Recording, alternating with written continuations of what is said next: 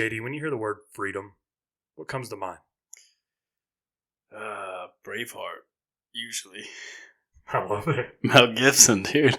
Yeah. It is Mel Gibson, right? Yeah. Pretty young, so. No, seriously, freedom in the last year has become, when I hear that, the word that just comes to me is obedience. Like, obedience to the Father in the last year has brought me freedom. And understanding that obedience brings power because we're meant to be powerful and Jesus calls us to be meek. But you can't be meek until you know you're powerful. So through this journey of the last 30 years, but 1 year to this date, I got saved, and it became finding the obedience, learning how to be obedient to God, to find that power, to find meekness, to finally find freedom. Man, I love that. And one thing I want you to walk us through, if you can, I can still remember the day that you got baptized. Yeah. And the look on your face at church, and just Yeah. the aura that was exploding off of you. And I know that for the majority of your life, you've known of God. Yeah. But talk about what led to the baptism and really what led to how you say like the last year has been vastly different. Yeah. So, leading up to the baptism, when was that? That was like, I know it's a Christian you're supposed to know. Yeah. But I don't know any dates. So Well, I should know. My son got baptized that day. yeah, So exactly. I should know. Yeah, he did, didn't he? Doesn't matter. The date is leaving my mind, but leading up to that, so a year ago today, I gave my life to Christ. Really? Yeah.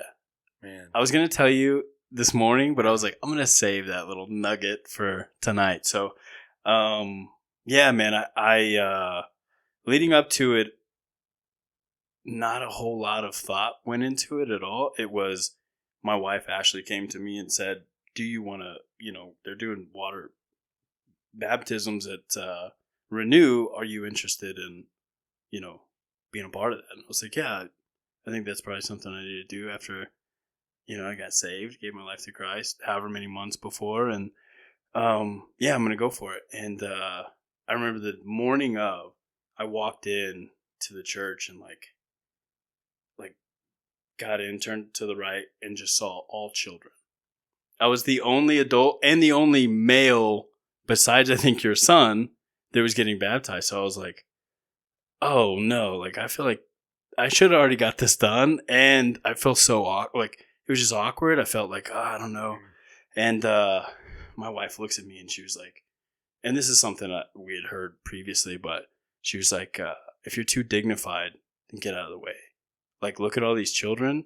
You should feel so honored to be in the presence of these kids doing this thing that's not about religion, not about anything other than their connection to the Father and their connection to Jesus. So going up to that point, I realized like all I'm doing this out of is no agenda, no like there was no here's why.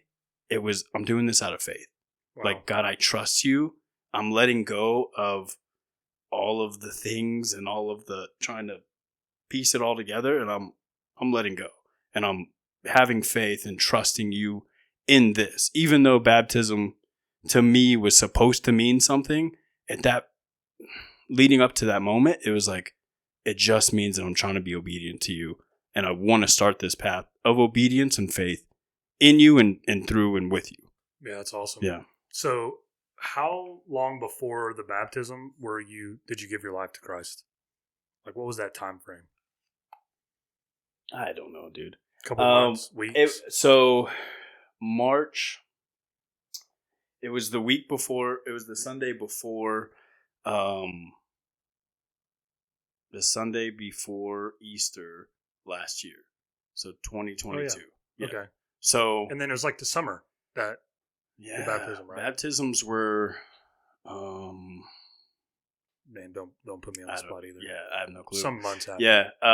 So from that time, from when I got saved till baptism, like basically that entire time was, I think I was kind of in awe of like, because I grew up really religious. I grew up in the Methodist church. My father was a Methodist minister my entire life. I had been saved. I actually got saved at a Billy Graham. Man, the great saver. Are You they got saved by festivals? I don't think they're festivals. I don't know what they are, but whatever it is, Festivals. I don't think it was a love it. festival. I had a full shirt, not a half shirt. I wasn't rocking Yeah. a crop top back then. Not yet, anyway. Yeah. So I've been in religion a lot, So I was kind of processing this new, this experience that I had was so undignified. Like it was just like, they give the altar call and I have my eyes closed. I'm just like, I need it. Like, I need that. Yeah. And I thought everybody in the room was going to raise their hands because I was like, it just seems so like I need that. Like, if you're dangling something that I need in front of me, I'm going to grab it and say, yeah, I'm going to go forward. And I thought everybody in the room was going to be in that moment. And I opened my eyes and I was the only person in the room, like standing up with both hands in the air, like shaking and crying. And so a little bit of embarrassment, but leading into the baptism, I think I was just trying to process like, holy cow, like this is real now. For 29 and a half years, I thought it was real. I thought I was saved. I thought I knew who God was. I thought I knew what this relationship with Jesus was. And it was all religious, like, I don't know, just doing the steps to get to the thing, like Right. You're just trying to do this so that I look like this so I can get to this. And ultimately I was in this place of realization that like, oh, I'm finally where I always wanted to be. And now it's just time to walk that out. Wow. So where were you when you say that, you look around, you got your hands in the air. You thought everybody was going to be raising their hands with you. You've made this now heart decision versus head decision, right? To follow Christ. Where was that? What was the setting? It was in church. It was at Renew Life. Oh, okay. Lubbock. Yeah, on a Sunday morning. Mm-hmm. Yeah. Awesome. So Cody was preaching. Couldn't tell you anything that he was preaching about. He made the comment, if you're too dignified, then get out of the way.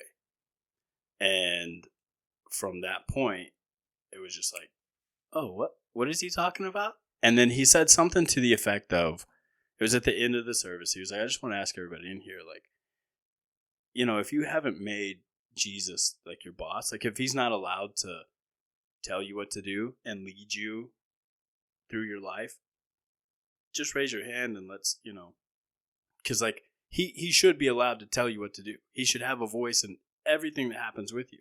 And I've heard that before. It was just so profound in that moment. So yeah, it was in the back of Renew Life at the YWCA in Lubbock, and it was just, I don't know. Wow. Yeah. I knew it happened. I just didn't realize the where. Oh yeah, really? So yeah, no clue. I think you were there, dude. Probably was. So I was in the back, and I was like shaking.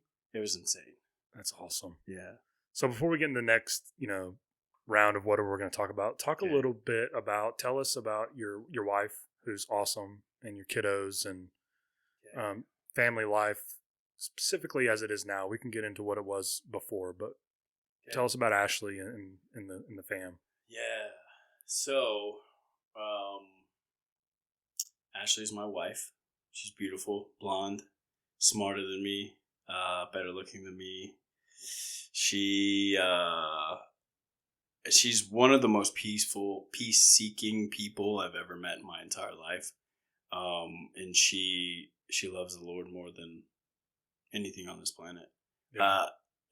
Right ahead of our boys and our baby girl who's in her stomach as we speak, cooking away. So yeah, I forget everything, but not everybody does. Yeah, this is awkward for me.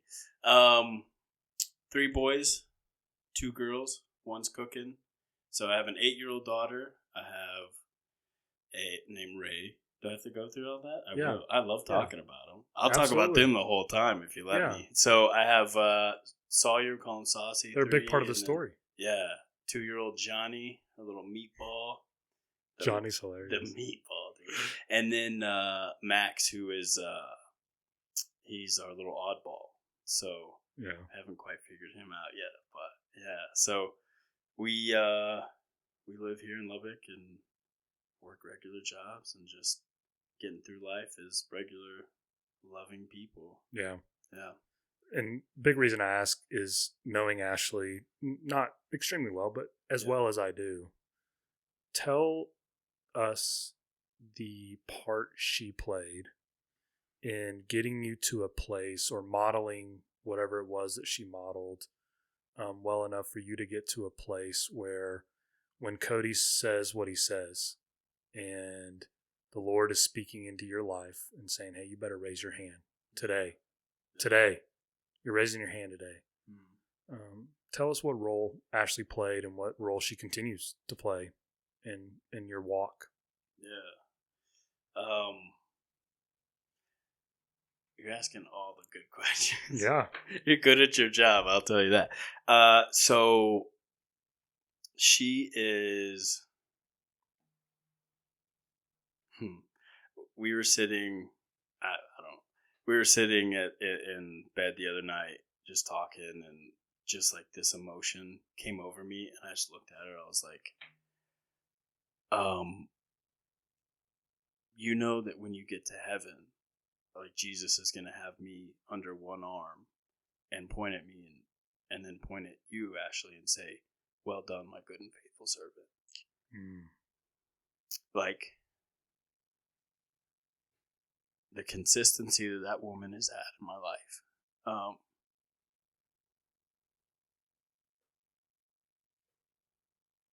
She's just been steady, and such, waves and the storm, like, her patience with me and with the boys and with everything that people say, like, oh, super mom, like, yeah, like, I'm like, no, you got to meet my wife. Yeah. Like, yes, her name is Ashley Underwood. She's a superhero, dude. Like, and she is just obedient to the Lord and trusts him. Like in a way that I don't know that I still realize yet. Like, I'm pretty fresh in this walk of like real Christianity outside of this religious stuff that I've done my whole life. And she is just like, she trusts him. Wow. In everything, in pain and sorrow and joy and anxiety, she trusts him. And she has just looked me dead in the eye and said, I know who you are, and I'm going to see you one day. And it's like, I didn't realize it 2 years ago. I didn't know what she was saying 2 years ago. And now I'm like, are you a genius? Like, what? How did you know? Is the Lord just telling you all this stuff while I was asleep? Like, what was going on? You couldn't have told me earlier. And she was like, I was. But, so yeah, she's been consistent, man. Yeah. And just stood in there. When someone looks at you and says, hey, I know who you are, and they're calling out the good, they're not calling out the bad, they're calling out the good. Yeah. When your wife looked at you and said, I know who you are, 2 years ago it didn't register. Yeah. What does that mean now? And how does that allow you to operate as a husband and a father differently than what life looked like, when she could see it, but you couldn't? Yeah. So the first word that comes to mind is trust. So she had no reason to trust me. I had no reason at all not to trust her. And I think it just comes to a simple place of, I learned to trust. And I saw that I could, because of all of my past. I never learned to trust anybody. And she had to stay in. And she's like the female version of Rocky Balboa. Like, it's not how hard you can hit, it's how hard you can get hit and keep moving forward. Like, that is who she is, spiritually, emotionally, in every aspect of life. With every person that she meets, she's willing to take it so that she can keep moving forward and show the goodness of God. So in, I think, our relationship, like, I've tested her a lot, obviously. Tested her boundaries, tested her ability, and she's gone every single, not because of me, but because of her faith in Jesus and what he's done in her. Yeah. A long time ago, way before we were together for the second time. Do you know our full story? No. So with, you don't have to go into all the crazy details, but do share, because I think it is it's a story that's still playing out, right? Absolutely. But it is a story that people are walking around, JD, and you know this, like, they're hungry to see the Lord move. Yeah. Move. Yeah. Not to hear about him, not to read about him, to still a little something from Chris Valentin. I just heard this and I thought it was profound, and it's why I think having you on and having this platform that the Lord has given us, it's a podcast or whatever it is so important. And he was sharing a story about when he first started to work at Bethel Church. They would send him to the airport to pick up a speaker or someone flying in, and they would give him a picture. So let's say I'm going to the airport to pick up Jim Bob. And let's say you gave me a picture of Jim Bob. Okay. Well, a lot of people in their Christian walk, they'll look over at this picture of Jim Bob, and they'll be like, "Oh yeah, I got Jim Bob. I got him, picked him up from the airport." And they've never met the dude. Yeah. And he related it, and you know, a lot of people may say this is sacrilegious, and I say great, right? And if I offend somebody, I'm actually probably doing what the Lord has asked me to do. But he related it to the Bible. And he's like, there's no way for me to go to the airport and pick up Jim Bob if someone doesn't tell me what he looks like, sounds like, I got to have some information about this guy before I can go pick him up from the airport. Yeah. But there's so many people riding around with the Bible, and they're like, "Oh, I know Jesus." Mm-hmm. They hold up the Bible. Yeah. Like, I know him. Yeah. Like, no, dude, you just got a picture of Jim Bob. Yeah. Yeah. You know? Yeah. Yeah. Like, go pick him up from the freaking airport. Mm-hmm. He's waiting for you. The actual person is waiting for you at the airport. And I think what's so powerful about testimony is it's not the story. Yeah. It's not the story you'll tell, but it's the who. Yeah. And it allows people to come in contact with the actual, tangible, real person, the person of the Father, the Son, and the Holy Spirit. Yeah. In a real way that allows people to potentially go to the airport. Go to the airport. He's waiting for you to be picked up. Yeah. Sorry, I kind of went off on a No, tangent. I like it. Yeah, so, I like it. Now I'll tell you your story. Let me see.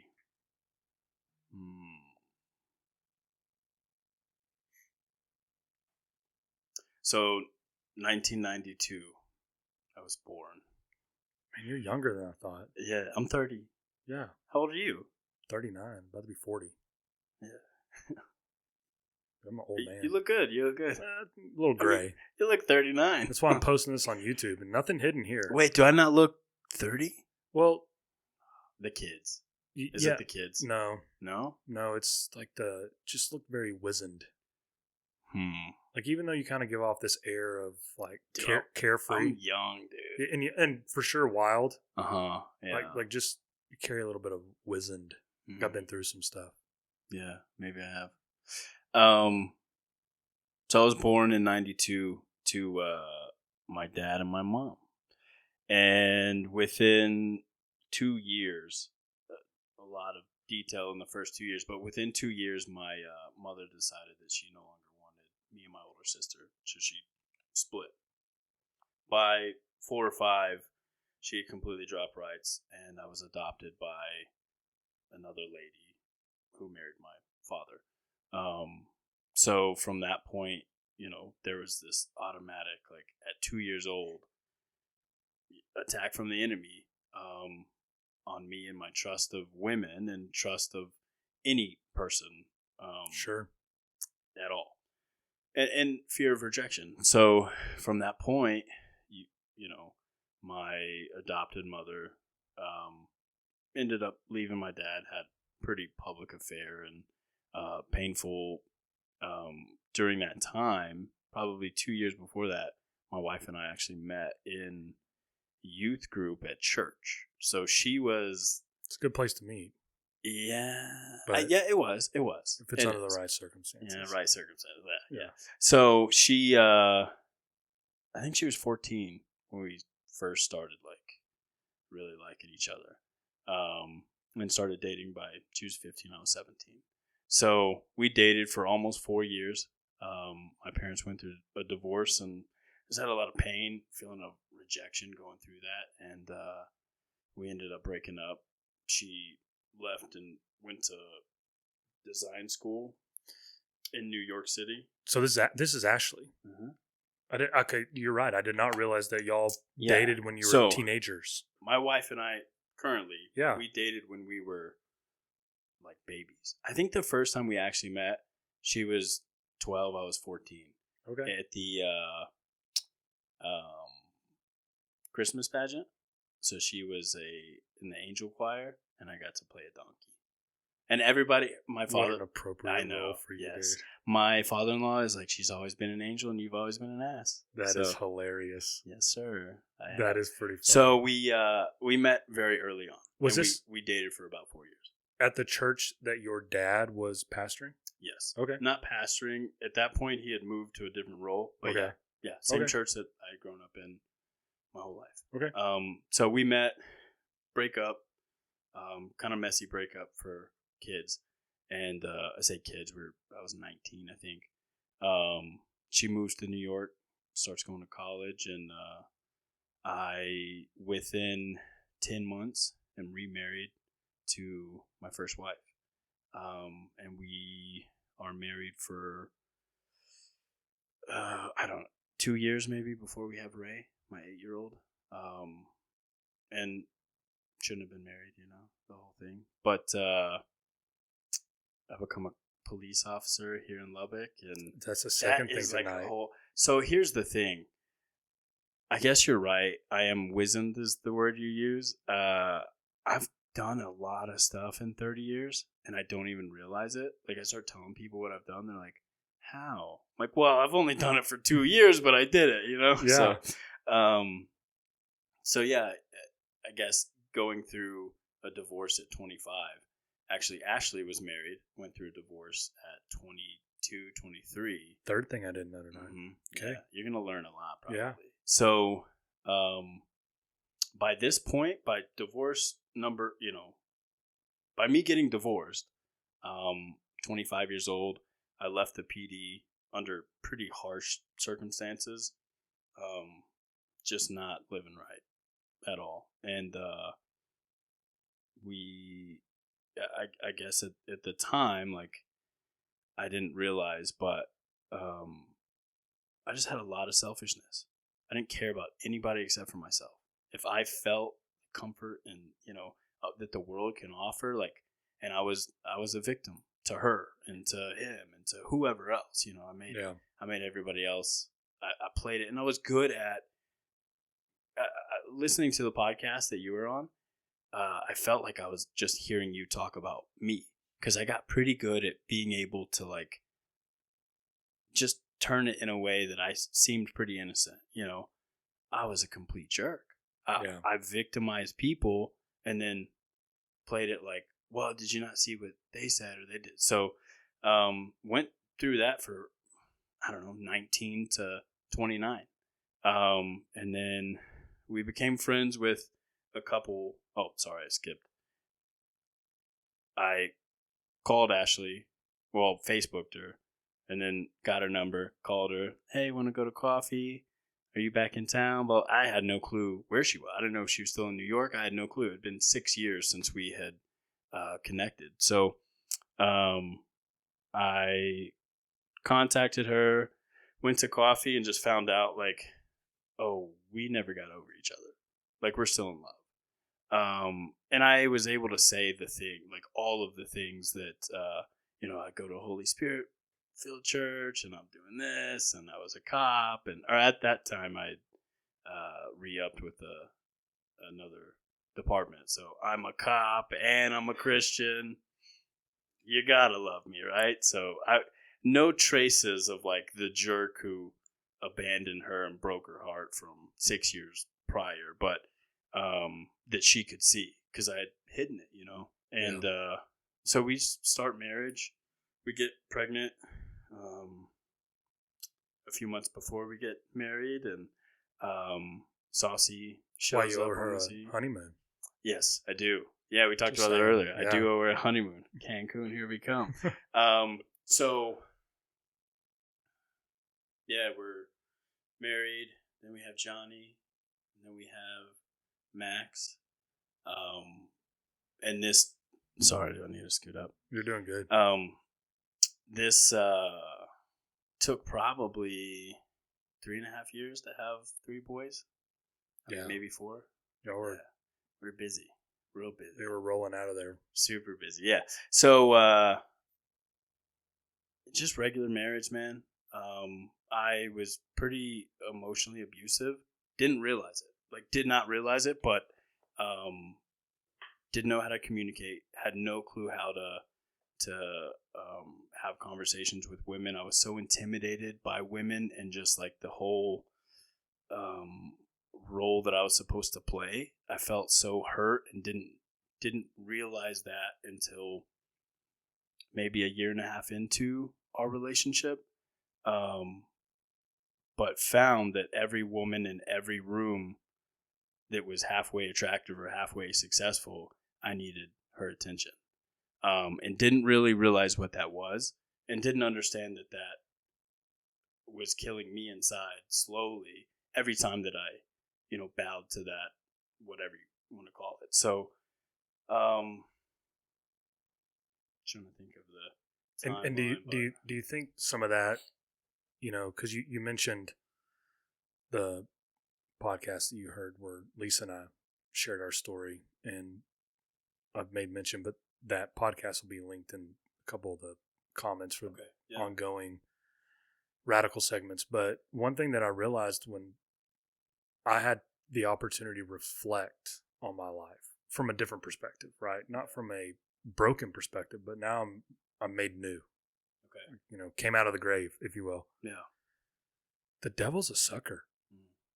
Yeah. At 2 years old, when your mom leaves, the things that, you're 2, you don't have a chance. You don't have a fighting chance to, what where's our shield of truth, or, Yeah. I haven't learned that yet in Bible school or whatever. Right. And so what do you think? Do you think a lot of that went back to some abandonment / people just don't stick around? What was going on in JD's soul that made him specifically with women? Man, I'd love to say that I've fully diagnosed that. Mm-hmm. And to some degree I have, to the degree that I'm able, I feel like I have a good, bead on it. But for the most part, yeah, it was just feeling as though people in general, but especially women, were not stable. And it was,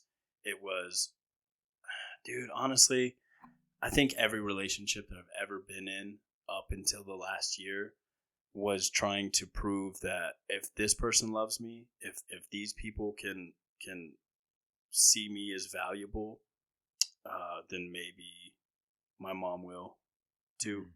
Maybe that means that she's capable of it one day, or I don't know. And I think I just used people as, I was never into drugs and never got addicted to alcohol, but I was addicted to validation from other human beings. Yeah. Addicted to, you say the 5 love languages. I think mine is words of affirmation, but if I didn't get words of affirmation, it if you didn't validate who I was as a man or a person, or, it destroyed, it ruined my self-esteem.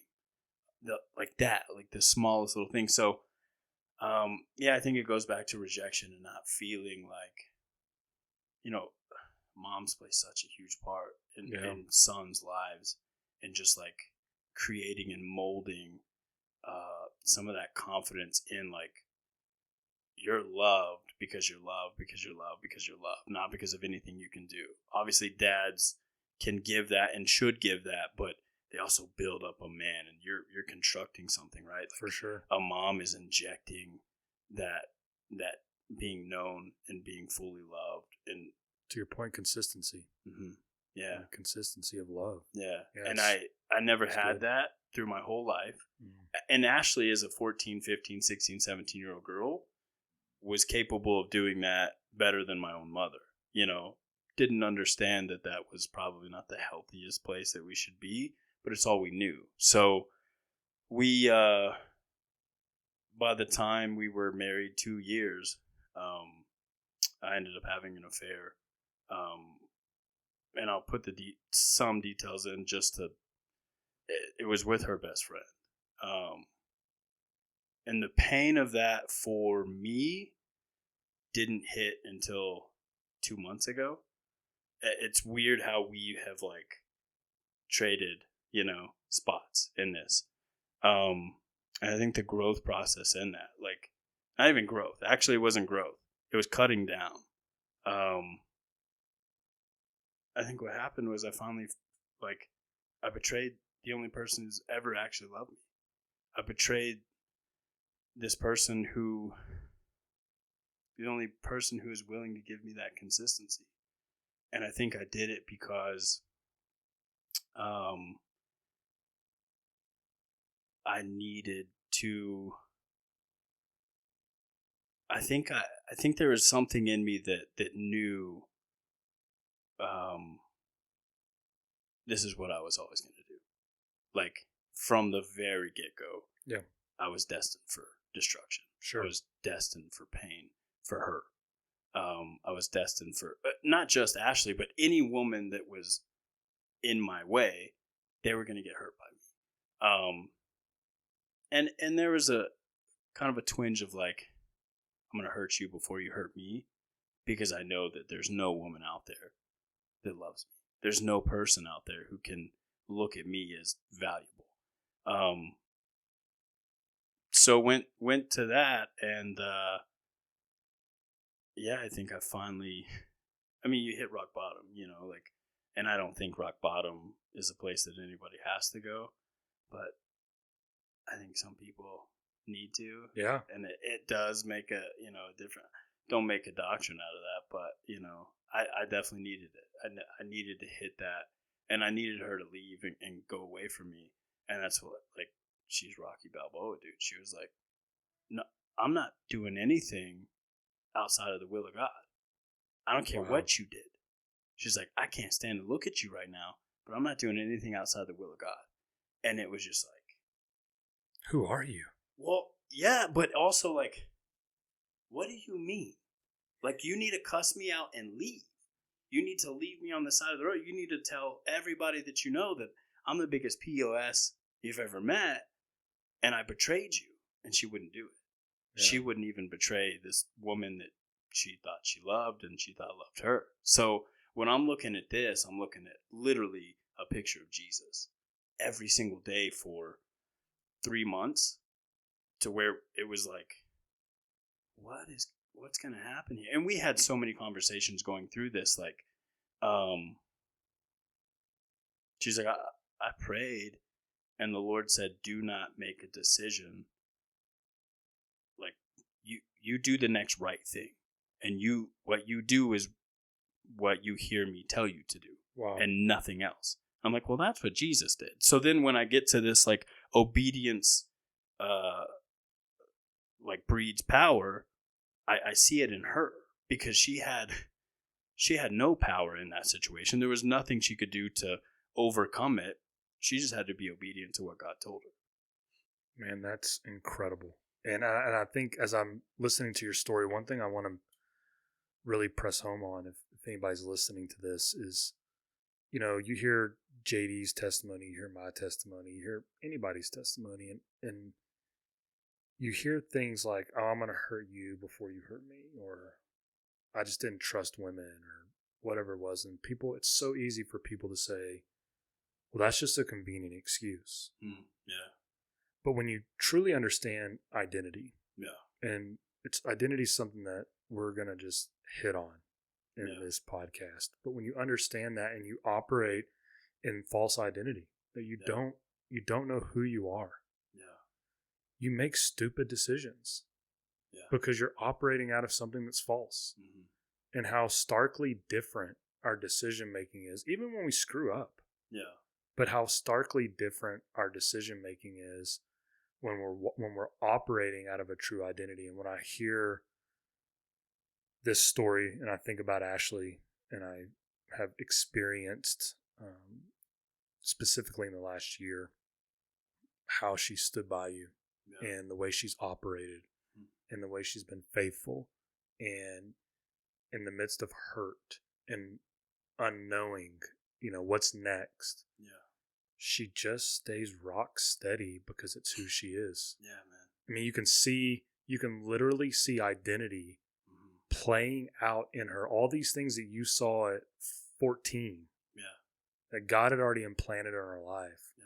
You see them now playing out in her true identity, and probably, I'm assuming, one of the toughest spots she's ever been in. Yeah. Up in, yes. Yeah. Yeah. When, so she didn't get to find out in a peaceful manner.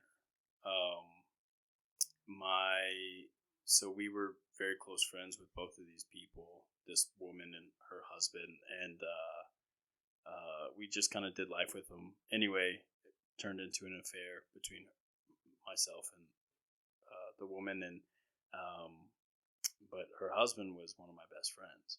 So he messaged me and basically tricked me into him coming over, and I was like in the back of his trunk looking for something that he was saying, like, yeah, grab it out of there, like, I need you to grab it. He hits me in the back of the head with something and like basically beats me senseless, almost to death. And my wife and children all walk out to that. So all of that, maybe you can cut that out if you need to, but all of those details to say that, like, she didn't get any of the easy, like, she didn't get any easy version of this. Yeah. It was, my husband's possibly going to be in the hospital for however long.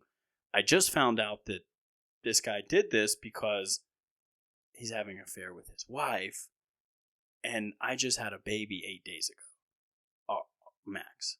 So, yeah, the identity it takes to understand that, like, okay, let's, I mean, she was obviously, like, emotionally distraught. Like, I don't even have the words for it, but the pain that she went through and the betrayal that she went through, not only her husband, but her best friend, and then realizing, like, I've got to go nurse this guy back to health so I can get even a straight story out of it. I don't even know what happened. Like, I don't even know if this is true. I have no clue.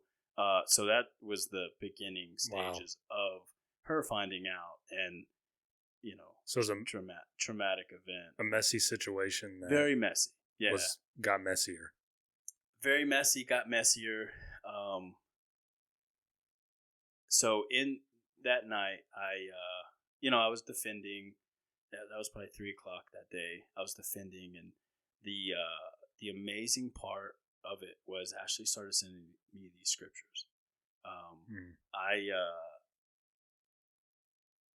mean, graphic, but I took a extension cord and went to the park to go hang myself, and started getting text messages. We had argued, and I was trying to, it's fine.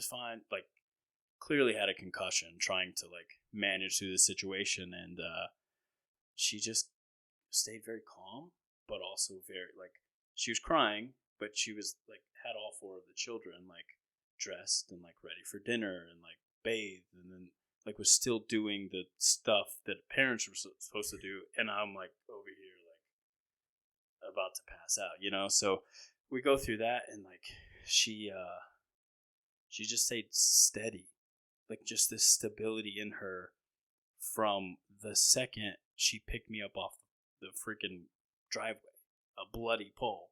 She picked me up. So she starts messaging me scripture.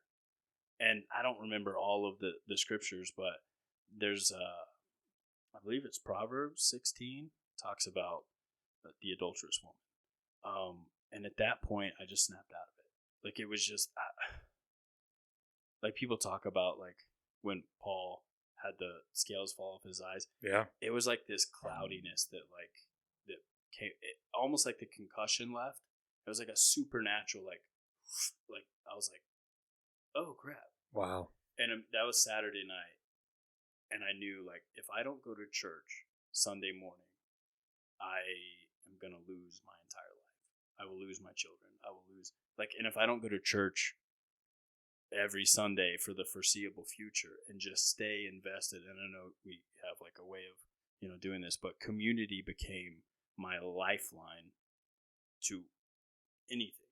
Like, there was nothing was going to happen outside of community, and I knew that sitting in my car with an extension cord in my back, knowing what in the backseat of my car, knowing, like, and it just, in an instant, everything just, like, it was like a haze just, like, lifted off.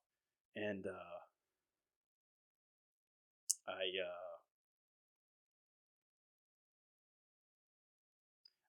I knew, obviously I knew the choices that I had made, but I also in that moment realized how far down that road with the devil I went, with the enemy that I had agreed. It talks about your father, your father, your father. Generally we're talking about Father in heaven, but I knew in that moment my father was Satan. Yeah, the father of lies. Mm-hmm. Yeah. And I had agreed with every lie that anybody from my past tried to tell me. And so all of that, it was one moment that became a process. Nothing was easy. Nothing was simple. There was all these complex conversations of, like, I'm really pissed off because we were talking about how to cook the chicken and now we're talking about my affair, and like for the last year. And then something happened with, like, I think it was 8 months down, where it was like, okay, like, and Ashley tells it a lot better, but she had a conversation with the Lord where he was like, your husband will not be able to do this unless he's hand in hand with me. And 8 months after the affair, she looked at me and said, I believe you've been doing this hand in hand with the Lord. And I was like, well, I'm glad you did, because I'm just doing the next right thing. I'm just trying to trust him and listen, because I never listened to his voice. I didn't even know what his voice sounded like. And now, if we go full circle back, like, the power that he gives us, like, comes out of his voice and comes out of obedience to his voice and just honing into it. And I have, crazy thoughts all day long. Like, I don't know what I'm listening to, but there will just be moments where it's just like alignment with heaven. And I just know his voice and I hear it so clearly. So coming from that moment on March 19th, 2022, it took a second to realize, like, oh, I need something more than what I've been chasing after. And I've been believing a lot of lies about me that are not true. And there was a little bit of, like, anger. Like, I was like, hold on. And then I had to realize, like, well, there's a process to agreeing to this stuff, but you get really pissed off at the enemy. Like, where it's like, I can't believe I agreed to this and that. So although it can come off as an excuse, right? Like, oh, that's a really good excuse for, all the sin and all the hurt you caused. Heck yeah. Yeah. It absolutely is a great excuse. Scriptural. Yes, it is. What are we fighting? We're not fighting our own flesh and blood. Yeah. Like, yeah. There's a fight that's going on. I aligned with all of the evil things, all of the lies, and all of the BS that it was my excuse. Like, I wanted that because I believed that I was a POS. I believed that I wasn't worth that beautiful woman. I believed that I wasn't worth being a father to those kids. Like, I knew that wasn't who I was. And in an instant, I knew that there was hope that that's who I could become. And that's who I am now. Is knowing without a shadow of a doubt, like, I'm gonna raise those boys. Those two girls are my little babies, and like nothing's gonna change that. And the Lord gifted them to me, and I'm so great. There's nothing better than being a dad. Like, nothing. Yeah. So that's awesome. I love it. And as you're telling your story, the thing that I have to ask, because again, we talked about this earlier. Like, I think people are hungry for this. Is when you say, and I love how you put this: obedience leads to power, that leads to meekness. It's really well said. When you accepted the Lord, you began to hear His voice, and then most importantly, right, you began to say yes. He says something, you say yes. Yeah.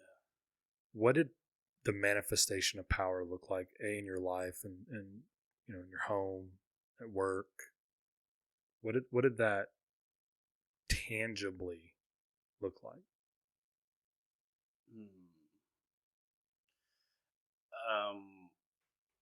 Just like a weird favor, like the weirdest favor that I've never experienced before. I really wish it was like laying hands on people and like healing. You think about power, and you're like, you're gonna be able to like prophesy and know, like, be able to read people's mail or whatever. But it's just been favor so far, man. Like, I have these little boys that literally everybody on the planet loves, and I'm like, yeah, they're great.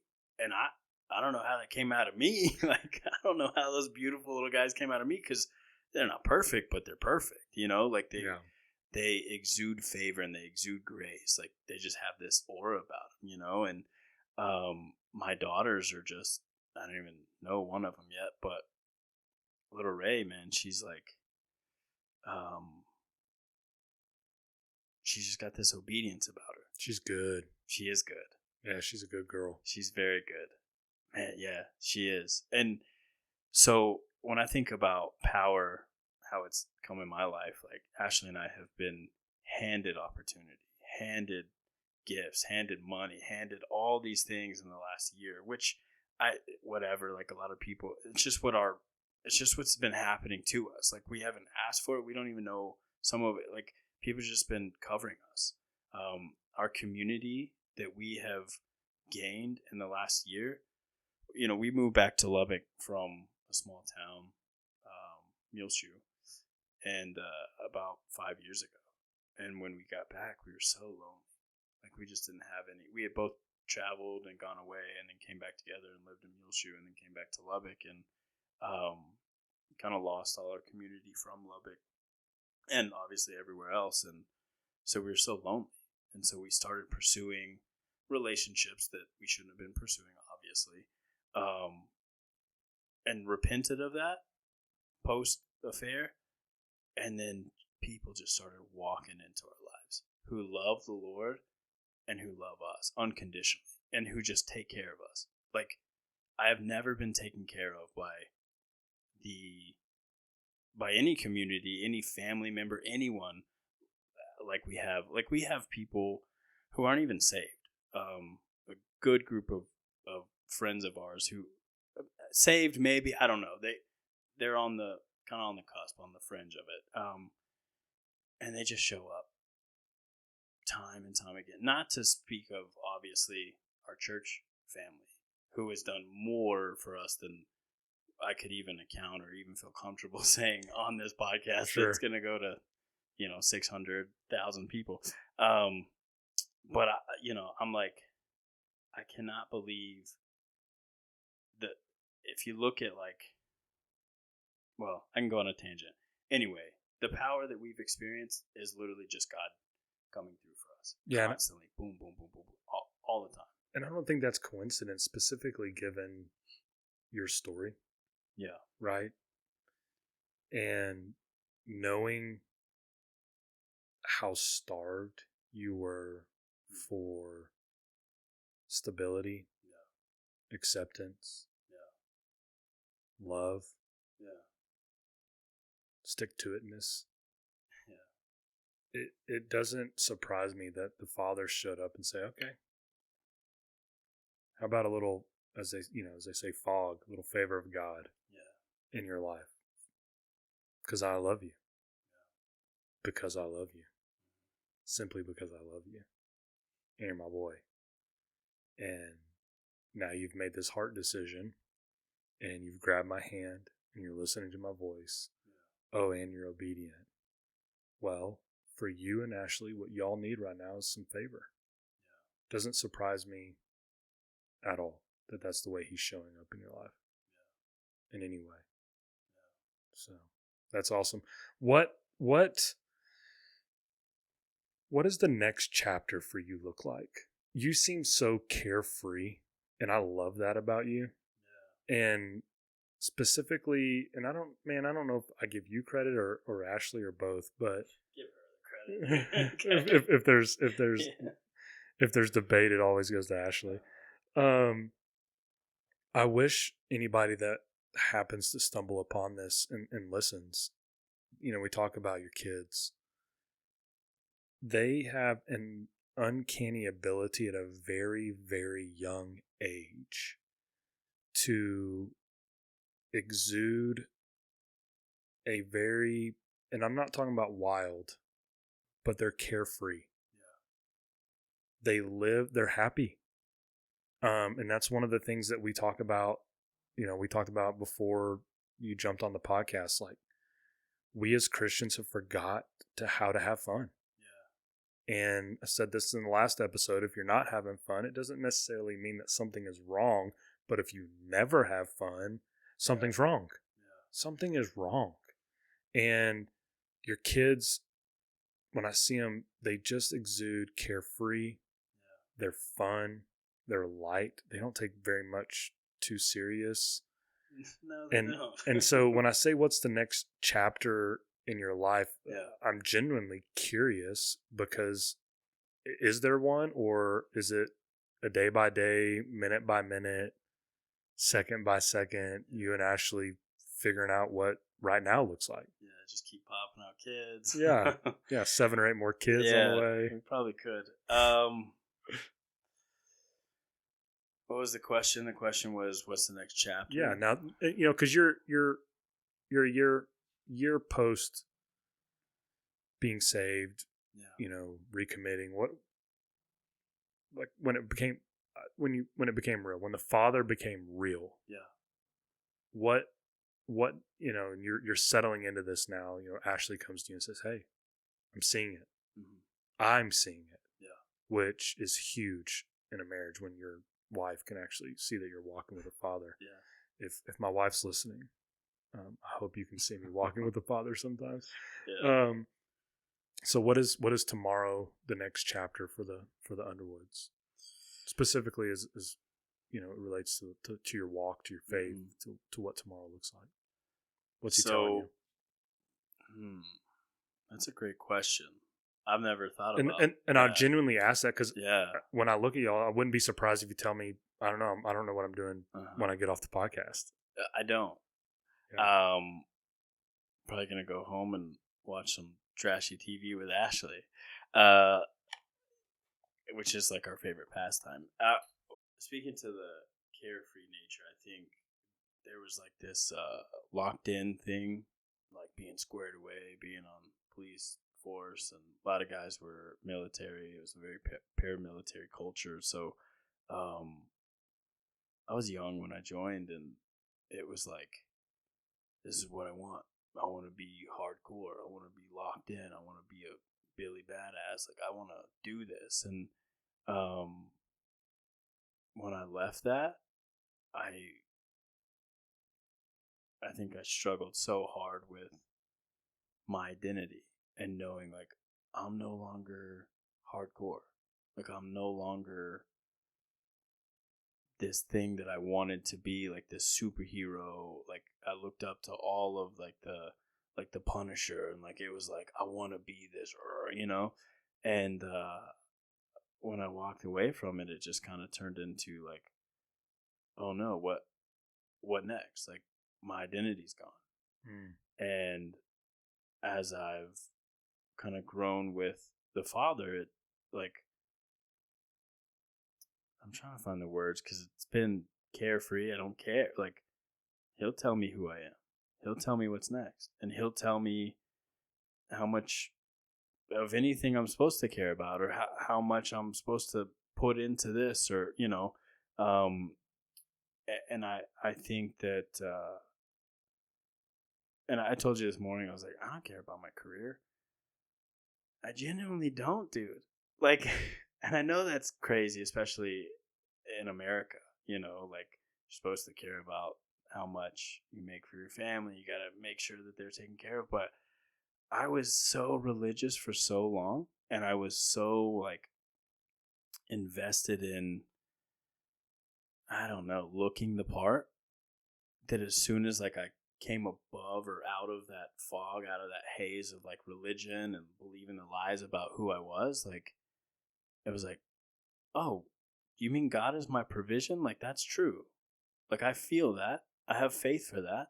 And it's going to happen. Not that I don't go to work. Like, I have a good job. I work hard and manual labor. I didn't go to college. So, like, I do what I can. But I believe I'm supposed to provide for my family. I'm not, bumming it and just hanging out on the couch eating Cheetos, smoking weed. Like, I provide for my family, but I'm not worried about tomorrow. Genuinely not worried about tomorrow.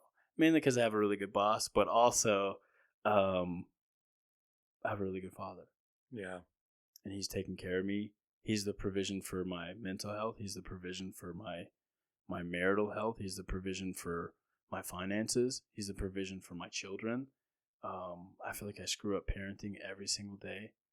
But if I can be intentional, if I can just be intentional for half a second with my wife every single day, if I can be intentional with my children for half a second when I get home, and intentionality has just become my mantra. Like, if I can be intentional with this person, if I can look them in the eye and actually care about what's going on inside of them, it doesn't matter what else goes on, because at the end of the day, like, you can't take any of this with you. And that's so cliche, but it's so true. It's just become so real in me. So, freedom. Yeah. Yeah, I'm kind of a hippie in a way if it comes to, because Ashley and I, like, we care a lot. I think people think that we're so carefree. Like, we get anxiety just like everybody else. We get super worked up about things and have 3-hour-long conversations that it's like, where did that start? But at the end of the day, what I want to portray to my children, what I want to portray to people in public and everyone else is, pain is real. Hard times are real. Like, you're going to go through things. But you just got to trust them. You just got to be intentional with your time with him. And when that happens, like, everything else kind of gets a little quieter. And I know there's people who've been walking with the Lord way longer than me. That probably just sounds so whatever, menial, like baby. But it's like, that's where I'm at, dude. Like, I've just learned to trust him. And it's like, I can probably live in this for the rest of my life and be content. Yeah. Yeah, I think there's people that quote unquote, walked with the Lord their whole lives and don't have a full grasp of that concept. Yeah. And, as we're coming to a close, one thing that I hope people take from your story in your life, in the way that you've faced tough stuff, your wife has faced tough stuff, because it's still tough, even when because I don't believe in victimizer and victim. I just seen too much. Like, we're all messed up. Yeah. Like, so, yeah, you're the victimizer. Well, you had some crazy stuff happen to you. So at what point, like, no, we're just all broken. Yeah. It's two broken people. Yeah. In reality, is in the midst of you and your wife's toughest spot, this miracle happened.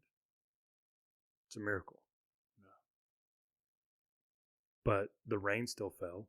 Mm-hmm. The wind still blew. Yeah. The storm was still the storm. Mm-hmm. and God was still working the miracle. Yeah. And then the storm went away. Yeah. Or is going away. Mm-hmm. And I think oftentimes we view miracles as everything just gets better in a moment. Yeah. No. The miracle happened. Yeah. Probably before Ashley ever found out. Mm-hmm. Yeah. He planted a seed. You're not leaving. Yeah. You're not going anywhere. Yeah. And that is a miracle. Yeah. It's a miracle.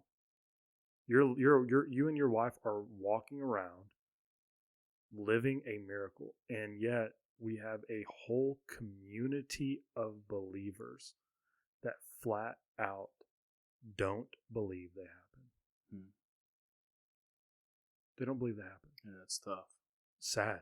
Yeah, it is sad. It's very sad. I mean, just on a real note, I do think that there's so much about my story, and we could go for another 2 hours, but we may have to since we lost the video. I'm good with it. I look back on it, even doing this, like in this moment, I'm looking back on moments where I'm like, oh, God was working in that, and I was living in sin. And the act of sinning, God was literally showing up in the midst of my sin. Like, he's allowed to be here, and showing me signs. I just rejected him. I just turned away from him. So, yeah, it's sad because I don't want people to reject the miracles, because it's just signs of his love, man. It's just signs of his care. It's just a sign that, like, your daddy loves you and he wants to talk with you, wants to sit down with you. My favorite thing in the world is just sitting and reading books with my boys or wrestling when I get home. To wrestle with your child is like, I look at how many times I've done it with the Lord, and we talk about wrestling with the Lord. Like, sometimes I feel like it's just like, yeah, but what do you actually, it's like you're testing it and you're trying to figure it out. Playful banter. He's not offended, man. No. He's not offended by us figuring out how to be good children. I don't get offended when my kids are running around pushing my boundaries. I don't get it in the moment. Yes, of course. Be obedient. Please be obedient. But when I'm sitting down talking with my wife, it's like, they're smart, man. They're freaking smart. Like, I can look at my child and see these beautiful things about him or her, whatever's going on, in the midst of them screwing up or being a little jerk. They're just running around doing whatever they want because they can. And I'm looking at them seeing like, oh my gosh, like, I do this to the Lord all the time. I do this to God all the time where I'm just like, I can't, And yeah, he's not offended by us. He's not offended by our screw ups or our not knowing. And he shows us that all the time. Yeah. So let's just stop rejecting it. Let's stop rejecting his proof of love to us and just say, I don't understand it. I don't have to understand it. It's a mystery. Yeah. Yeah. I love it. And we'll end with, God loves you and he's not offended by you. Yeah. Man, that's good. Mm-hmm. So, but thank y'all for listening. JD, it's been an honor. It's good, man. I love it. And hopefully we have some video. Yeah. Well, the magic of editing That's right. will come to life during this podcast. So if you liked what you hear, hit subscribe and listen to the next one. Thank you.